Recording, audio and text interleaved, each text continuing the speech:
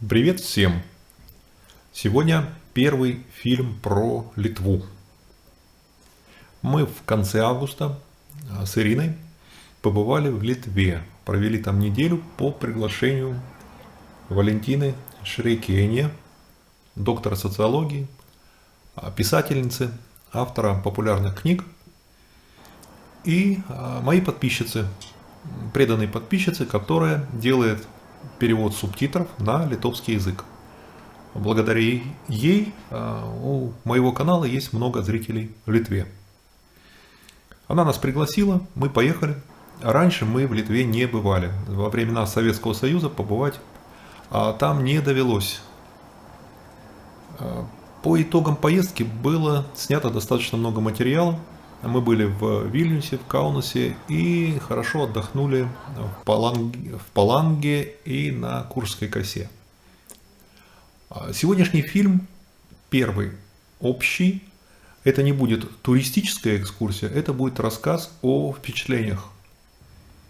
То есть мы жили когда-то в Казахстане, некоторое время в России, 10 лет провели в Болгарии, 8 лет сейчас в Австрии. Много путешествуем, очень много путешествуем. И у нас есть какой-то взгляд на страну, какие-то параметры, какие-то характеристики, которые позволяют даже за столь короткую поездку недельную сделать некоторое впечатление. Вот это впечатление я хочу вам и рассказать. То есть, что из себя представляет страна сегодня, внешне, инфраструктура, как живет страна, как живут люди, тоже вот впечатление, которое производит это. Это впечатление трудно обмануть. Что там с финансами, что там с разными политическими вопросами, и какое отношение к иностранцам, в случае Литве, какое отношение к русскоязычным, потому что это вопрос такой достаточно болезненный. А вот про все это будет рассказ. Фоном будут мои съемки, сделанные в Литве. То есть картинка будет красивая, это вы не сомневайтесь. И мнение мое личное основано на личных впечатлениях. То есть я ни в коем случае не претендую на какую-то истину, тем более на абсолютную истину. Это то, как мне увиделось, как мне показалось. Потом в комментариях, пожалуйста, поправьте, если я ошибся где-то фактически, выскажите свое мнение. У канала много зрителей из Прибалтики, пожалуйста, тоже комментируйте, скажите, в чем я прав, в чем, может быть, не прав. И просто я бы не хотел, чтобы этот фильм стал поводом для какой-то склоки, для каких-то там разборок. У каждого есть свое мнение, свой взгляд. Если он у вас другой, это, конечно, ваше право. Давайте это обсуждать спокойно, без ругани. Итак, начнем. Первым впечатлением был, естественно, аэропорт Вильнюса. Поразило то, что это аэропорт такой советских времен, причем такой сталинский ампир. И аэропорт очень небольшой, но в отличном состоянии. Он недавно был отремонтирован. Но, видимо, при пассажиропотоке, который есть в Литве, этого аэропорта хватает. Кроме него есть аэропорт в Каунасе, есть аэропорт на море, в Паланге. Вот такое приятное впечатление, но некоторая такая ностальгия. Дело в том, что этот аэропорт, здание, проект, очень напомнил мне аэропорт в городе Караганда. Похожий проект, один и тот же, стандартный, который, в общем-то, штамповался по всему Советскому Союзу, по областным центрам и небольшим городам. Дороги. Первое, что бросается,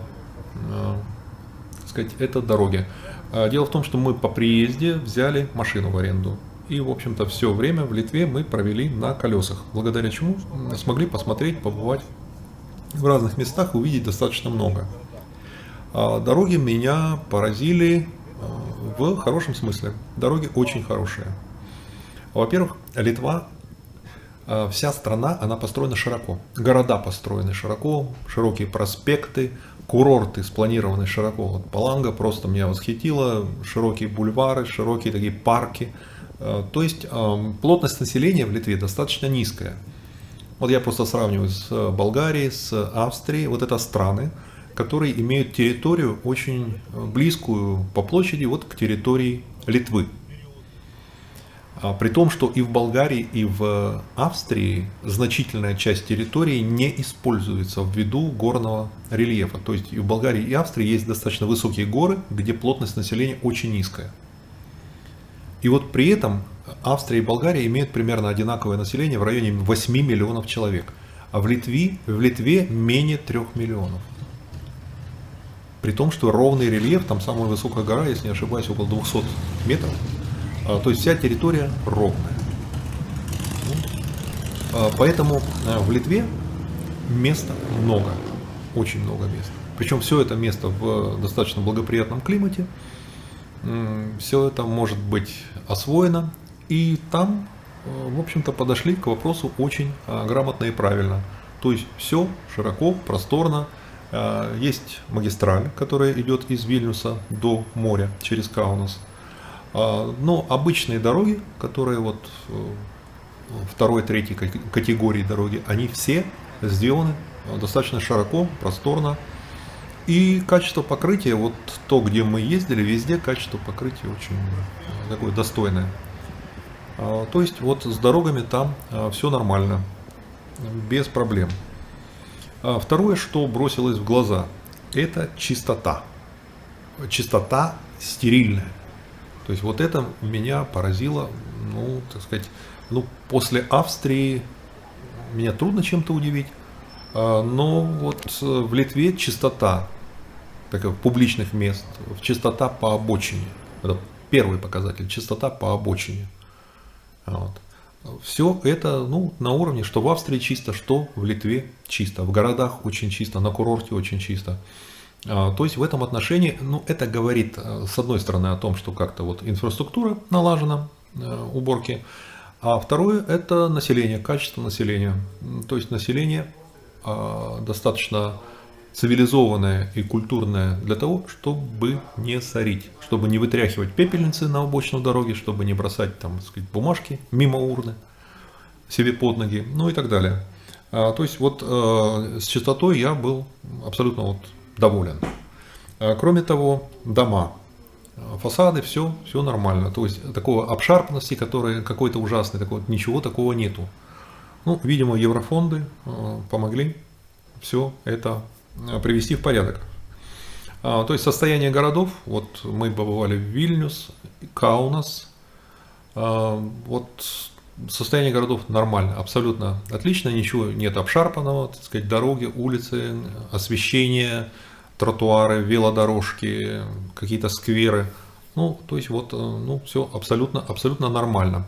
Потом мы заезжали в Юнаву, это маленький город, недалеко от Каунаса, и там тоже мы увидели, что да, есть общие зоны парковые, есть дома, фасады, все отремонтировано, то есть в маленьком городе тоже мы не увидели какой-то там разрухи или чего-то такого непотребного.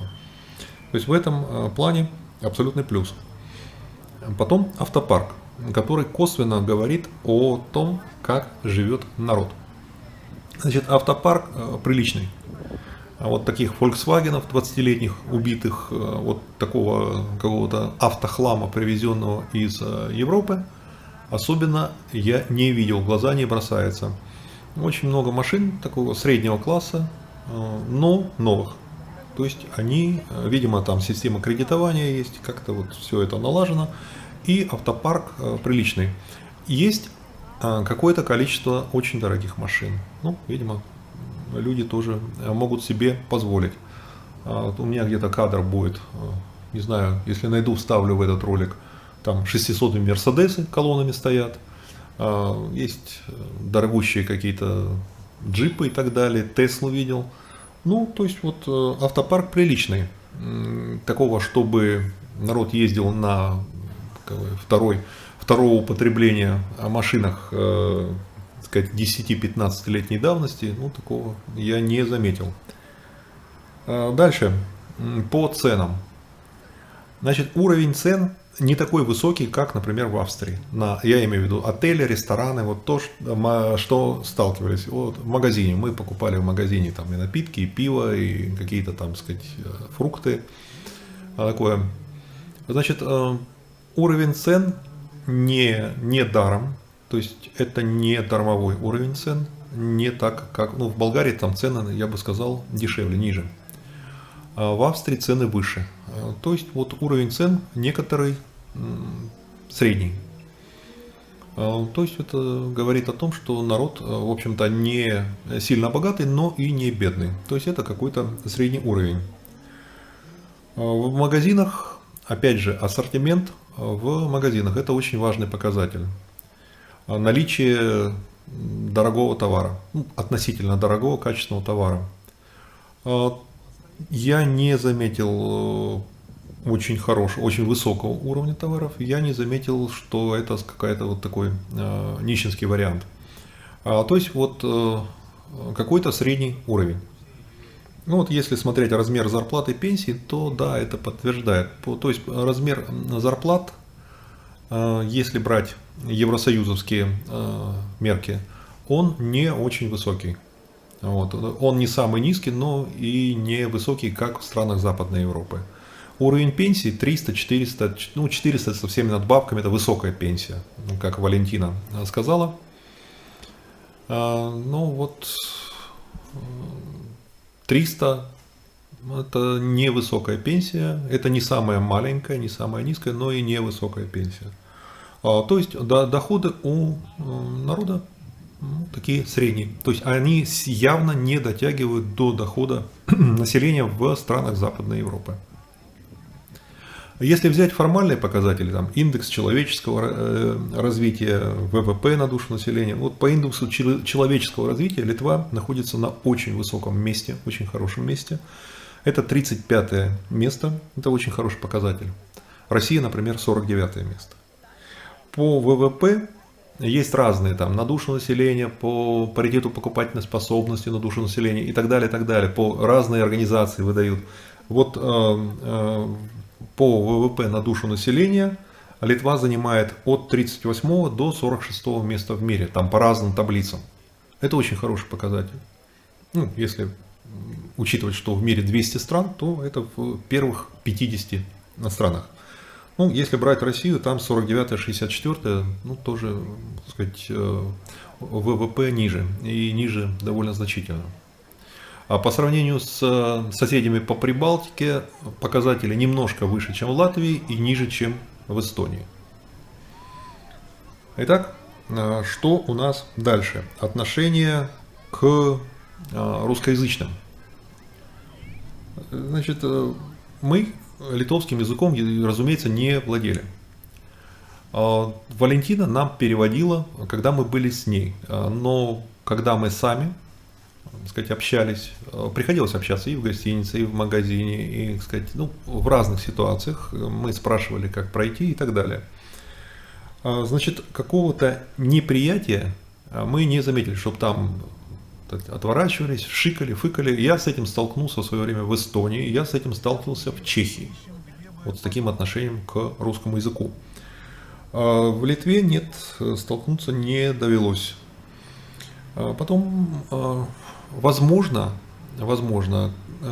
виной этому, ну, во-первых, время прошло после развала Советского Союза, уже немножко страсти поуспокоились.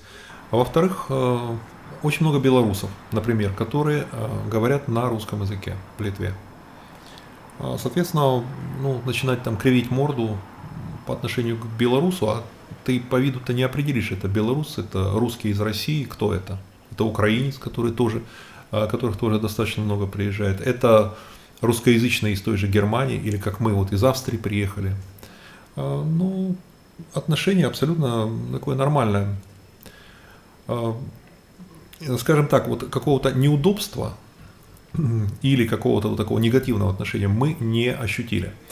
Кроме того, русский язык, вот владение русским языком позволяет тебе абсолютно нормально отдыхать. Естественно, для того, чтобы жить там в Литве постоянно, ты должен знать литовский язык. Если ты его не знаешь, у тебя будут проблемы. Но это везде. Если ты не знаешь языка страны, в которой ты живешь, у тебя будут проблемы. И к тебе относиться будут, ну, скажем так, с некоторой долей настороженности. А вот как туристу владение русским языком, ну, оно, я бы сказал так, не надо там мучиться с английским, что-то там из себя выдавливать, а просто говори по-русски. Молодежь говорит плохо или не говорит, но понимает. Люди среднего возраста, тем более старшего возраста, абсолютно все понимают русский, а такого, чтобы тебе не ответили, мы не столкнулись. То есть я спрашиваю по-русски, мне, если человек может сказать, он говорит, если нет, он просто понимает, ну и что-то там пытается мне как-то вот это объяснить. Вот. Поэтому в этом отношении абсолютно без проблем. Какого-то отношения негативного у литовцев, вот надо понимать, что оснований каких-то любить там, русских у них нет. Оснований каких-то вот, относиться хорошо там, к Советскому Союзу, к России сегодняшней в Литве нет абсолютно. Ну, Валентина, например, вот она нас пригласила, у нас прекрасное такое душевное общение. Она родилась в Игарке, на Ледовитом океане, куда были сосланы ее родители после того, как Советский Союз оккупировал Литву. И были, соответственно, там репрессии, людей ссылали, высылали, десятки тысяч были выставлены, тысячи были расстреляны. То есть это было, вот исторически это было. В Караганде, где я родился, вот, куда мои сосланы были, там же были литовцы. Вот у нас в классе был литовец. Они тоже высылались и в Казахстан, высылались в основном они в Сибирь, на север. Поэтому каких-то вот таких поводов быть благодарными Советскому Союзу или России у литовцев нету. Вот колонизация вот эта не носила какого-то характера. Ну, англичане вот свои колонии, они принесли некоторую цивилизацию. А Советский Союз, например, ну, можно по-разному трактовать, но объективно говоря, для Казахстана, для Киргизии, вот их сегодняшняя государственность, современная государственность, они возникли благодаря России, Советскому Союзу. То есть Советский Союз, благодаря Советскому Союзу возникло сегодняшнее государство Казахстан, сегодняшнее государство Киргизия. Я не говорю про нюансы, но вот просто сухой факт. Кроме того, инфраструктура современная, там, ну, дороги, связь и так далее, промышленность некоторая, все это возникло. То есть для Казахстана и Киргизии в плане цивилизационном, ну, тут Советский Союз может поставить себе некоторый плюс. В отношении Литвы, вообще всей Прибалтики, такого плюса нету. Ну, они были достаточно развитые, цивилизованные, грамотные и без Советского Союза. У них была достаточно, так сказать, какая-то экономика, и они бы прожили великолепно и без Советского Союза. Поэтому то, что они были в свое время оккупированы Советским Союзом, ну, скажем так, они вполне вправе записать в минус. Вот. Поэтому как-то так. Поэтому ничего удивительного в том, что Прибалтика с радостью вступила в Европейский Союз, нету. Это более естественное соседство. Для эстонцев там это финны, латыши, литовцы, традиционные, рядом с Польшей, Германией и так далее, традиционные отношения. И Евросоюз для них стал, ну, таким естественным партнером. Кроме того, еврофонды, вот в Литве, мне Валентина достаточно много рассказывала про это, и я сам вижу то, что вижу. Да, Евросоюз очень благотворно отразился на Литве. То, что из Литвы сейчас уезжает достаточно много там молодежи, кого-то специалистов работать в других странах, это нормальный, естественный процесс, это идет обмен рабочей силой во всем Советском Союзе. Из Чехии врачи уезжают в Германию, из Германии врачи уезжали в Англию. Ну и что? А в свое время около 2 миллионов итальянцев работали в Германии. То есть исход был из Италии, из Северной Италии, люди уезжали из Южной Италии, уезжали в Германию работать в 50-й год. Потом они вернулись. Также в Литву Вот последний год была миграция в Литву, статистику я посмотрел, 5000 литовцев. То есть они возвращаются в Литву. Поэтому здесь это естественный нормальный процесс, когда внутри Евросоюза, внутри цивилизованного мира происходит какая-то миграция специалистов. Ничего особенно плохого в этом нету. А то, что страна вступила в НАТО, ну, это их естественное право. Маленькая страна, которая хочет чувствовать себя защищенной. Ну и в этом случае, так сказать, Варшавского договора больше нет, а НАТО есть. Литва вступила в НАТО, членами которого являются все ее союзники. То есть и европейские, страны Европейского Союза, и США, где большая литовская диаспора и так далее.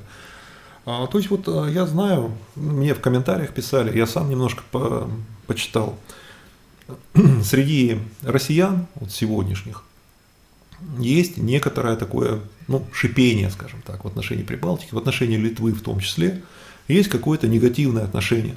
Вот они там типа неблагодарные, вот они там предатели, вот они там такие-сякие, плохие. Ну, я уже сказал, благодарить им не за что, сказать, про предательство речи вообще не идет. Просто это другая страна, которая живет своей жизнью и пытается сделать свою жизнь лучше. То, что ее союзниками сегодня стала не Россия, а стали страны Европейского Союза, США и так далее, это естественный выбор. То есть большинство стран, бывших социалистических стран, например, сделали точно такой же выбор. То есть пошли в Европейский Союз и вступили в НАТО. То есть это естественный нормальный процесс. Просто потому, что там им предлагается некоторая модель развития, а Россия пока никакой модели развития не предлагает. Если Россия начнет предлагать некоторую привлекательную, интересную модель развития, к ней, разумеется, тоже потянутся. Вот, как сейчас многие страны тянутся к Китаю. На этом все. Пожалуйста, не обижайтесь, не нервничайте. Это просто так устроена сегодняшняя жизнь. Литва в целом нам очень понравилась. Мы прекрасно отдохнули в Паланге. Про Палангу будет еще один ролик, где я расскажу Паланга, Курская коса. Просто этот курорт великолепный. Очень хороший. Нам действительно очень понравилось. Вот про курорты мы расскажем. И может быть я сделаю еще один фильм про поездки. Мы были там в одном храме, там монастыри. Вот такая тема. Мы побывали на горе Крестов. На такой религиозно-мистическую тему я, наверное, сделаю еще один ролик, если Валентина мне в этом поможет. А на этом все. Подпишитесь, пожалуйста, на канал, включите уведомления, поставьте лайк и успехов вам!